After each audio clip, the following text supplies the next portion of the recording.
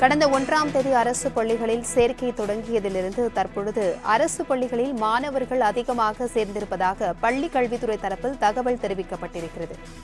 இதில் அதிகபட்சமாக சேலம் மாவட்டத்தில் அதிக மாணவர்கள் அரசு பள்ளிகளில் சேர்ந்துள்ளதாகவும் கூறப்படுகிறது. இதுகுறித்தான கூடுதல் விவரங்களுடன் எமது செய்தியாளர் மணிகண்டன் இணைப்பில் இருக்கிறார். வணக்கம் மணிகண்டன், விவரங்களை பகிர்ந்துக்கோங்க. எப்போதுமே வழக்கமாக ஏப்ரல் மே மாதங்கள்ல தான் பள்ளிகளுக்கு அடுத்த கல்வியாண்டுக்கான மாணவர் சேர்க்கை என்பது நடைபெறும். ஆனால் இந்த ஆண்டு முன்கூட்டியே அரசு பள்ளிகள்ல அதிக அளவிலான மாணவர்களை சேர்க்க வேண்டும் என்ற எண்ணத்துல பள்ளிக்கல்வித்துறை ஒரு புதிய முன்னெடுப்பு எடுத்திருந்தது.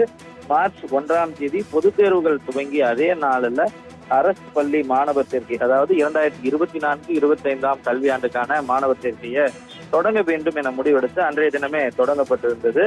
இத்தனை தினத்துல, அதாவது கிட்டத்தட்ட இந்த மாதம் தொடங்கி 9 நாட்கள் ஆகியிருக்கிறது. ஆனால் கடந்த 6-7 நாட்கள்ல மட்டும் 80,000 மாணவர் சேர்க்கை அரசு பள்ளிகள்ல தமிழ்நாடு முழுவதும் நடைபெற்றிருப்பதாக தெரிவிக்கப்பட்டிருக்கிறது. கள்ளக்குறிச்சியில 10,411 பேர் ஒரே மாவட்டத்துல அதிகப்படியான மாணவர் சேர்க்கை என்பது கள்ளக்குறிச்சியில நடைபெற்றிருக்கிறது. அதே போல குறைந்தபட்சமாக தேனி மாவட்டத்துல 480 பேர், நீலகிரியில 892 பேர் என இருக்கிறது. இந்த எண்ணிக்கை என்பது இதை காட்டிலும் பன்மடங்கு உயர்வதற்கான வாய்ப்பு இருப்பதாக தெரிவிக்கப்பட்டிருக்கிறது.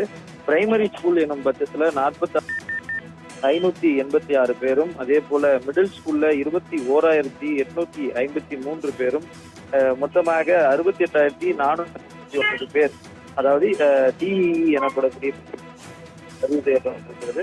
அது மட்டுமல்லாமல் பிஎஸ்சில 11,637 பேர் என மொத்தமாக 80,076 நபர்கள் மொத்தமாக இந்த 8ஆம் தேதி காலை 10 மணி கணக்கெடுப்பின்படி சேர்ந்திருக்கின்றனர். தொடர்ந்து மாணவர் சேர்க்கை என்பது கல்வியாண்டு துவங்கும் வரையில 3 மாதத்திற்கு நடைபெறும். அரசு பள்ளிகள்ல மாணவர்களுக்கு கொடுக்கப்படக்கூடிய சலுகைகள், திட்டங்களை விழிப்புணர்வு பிரச்சாரங்களாக மேற்கொண்டு மக்கள் இயக்கமாக மாற்றி மாணவர் சேர்க்கையை அரசு பள்ளிகள் நோக்கி ஈர்க்க வேண்டும் என பள்ளிக்கல்வித்துறை அமைச்சர் அனைத்து மாவட்ட கல்வி அதிகாரிகளுக்கும் அறிவுறுத்தியிருந்தார். இதனையே பள்ளிக்கல்வித்துறை இயக்குநரும் தீவிரமான வழிகாட்டு நெறிமுறைகளை பின்பற்றி முதலமைச்சரின் காலை உணவு திட்டம், இலவச விலையில்லா சீருடை, காலணி மற்றும் மிதிவண்டி ஆகிய திட்டங்கள், இது போன்ற அரசு பள்ளி மாணவர்களுக்கு கொடுக்கப்படும் அரசு சார்ந்த விலையில்லா திட்டங்களையும் பிரச்சாரமாக கொண்டு சென்று மாணவர் சேர்க்கையை முன்னெடுக்க வேண்டும் என தெரிவித்ததன் அடிப்படையில கடந்த 8 நாட்கள்ல மட்டும் 80,000க்கும் மேற்பட்ட மாணவர்கள் தற்போதைக்கு சேர்க்கப்பட்டிருக்கின்றனர்.